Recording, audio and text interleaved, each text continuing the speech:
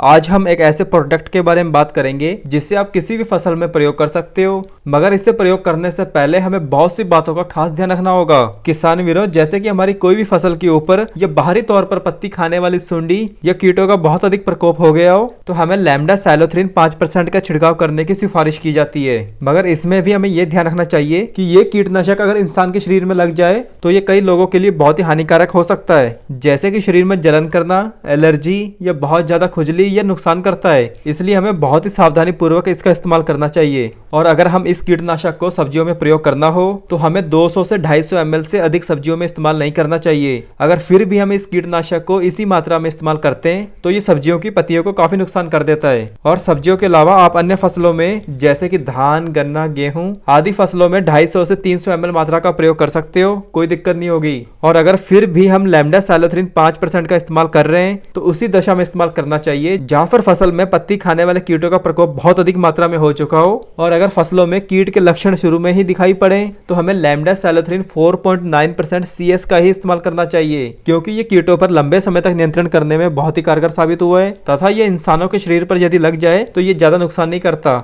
मगर उससे पहले जो किसान वीर हमारे चैनल पर पहली बार आए तो वीडियो को अभी के अभी लाइक कर दीजिए और चैनल सब्सक्राइब कर दीजिए। तो चलिए और जानते हैं इसके मोड ऑफ एक्शन के बारे में। बात करते हैं इसके मोड ऑफ एक्शन के बारे में। तो किसान वीरों, ये एक broad spectrum contact and systemic action वाला इंसेक्टिसाइड है, यानी इसकी स्प्रे करते ही ये कीटों को सीधे संपर्क में आते ही मार देता है तथा इसके सिस्टमिक एक्शन होने के कारण ये पत्तियों में जाकर पूरे पौधों में फैल जाता है, जिससे कीट उस पौधे को खाते ही लकवाग्रस्त हो जाते हैं और कुछ ही घंटों में मर जाते हैं। और इस सिजेंटा कंपनी के कराटे में टेक्निकल आता है लैम्डा साइलोथ्रिन 5% EC मतलब इमल्सिफिएबल कंसंट्रेट, जो कि लिक्विड फॉर्म में होता है। इसके अलावा आप इस कीटनाशक को लगभग सभी प्रकार की फसलों में चूसने और चबाने वाले कीटों को कंट्रोल करने के लिए प्रयोग कर सकते हैं, जैसे कि धान की फसल में पत्ती लपेटक और तना छेदक को अच्छे से कंट्रोल करता है। कपास की फसल में बॉलवॉर्म, जैसिड्स और थ्रिप्स पर भी बढ़िया नियंत्रण देखने को मिला है। बैगन, टमाटर और भिंडी की फसल में थ्रिप्स और फ्रूट बोरर को कंट्रोल करने में काफी कारगर साबित हुआ है। मिर्च और प्याज की फसल में थ्रिप्स, माइट्स और पॉड बोरर पर भी इसका अच्छा रिजल्ट देखने को मिला है